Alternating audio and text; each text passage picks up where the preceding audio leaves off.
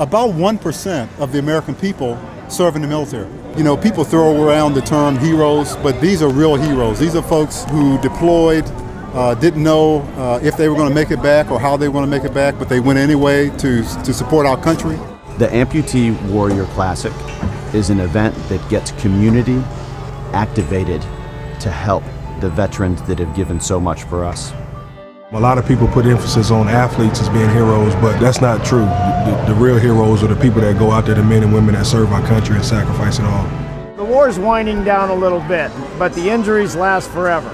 You know, these guys are doing okay, mentally and physically, and life's going on, and they're getting on with their life and enjoying everything they're doing. I've always felt indebted to our vets, and I didn't even think about the wounded because I was so removed from our military that I didn't even think that there were wounded. I mean, that sounds so naive, and in many ways they actually need our support the most. I think it's important, number one, to honor these guys, to be able to be out here and appreciate what they're able to do. I'm just feel fortunate to be able to be a part of it.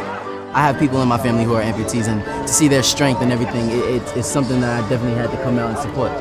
You hate to see people get injured, but then to see what you can do when you are missing a limb, how you can be as competitive as a professional football player, it's pretty inspiring. We want to make sure that they get the care that they deserve and that care lasts for a long time. One of the greatest threats that face the U.S. military right now is veteran suicide. We're losing an average of 22 a day. That's one of the things that we hope that we can begin to make a dent on and that we reduce those numbers. If people are watching this from home, they can get inspiration and show that they can get out here and do it too. My father was a wounded warrior. He lost his left hand in the Korean War. He came back and recovered at Walter Reed and actually stayed in the Army for 20 years. That's what this event means, raising money for projects to help our wounded warriors recover and go on to have a productive life. It's not easy. It's a long road of recovery, and it's just a great story and great for any person here in America to be able to witness and see. It's a privilege for me to be able to play for the team in the first place, and then to be able to come out here and share the field with the NFL stars. It's just a great honor.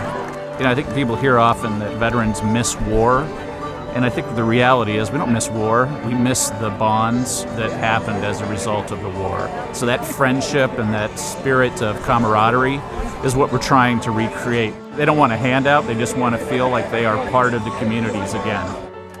Get up tomorrow morning and figure out how to give back to somebody, whether it's a vet, whether it's a dude on the side of the street that needs a job. We can all help. We want to give back to the community, where we work, where we live, where we play, give back. Because without those vets, we wouldn't be able to do what we're doing today.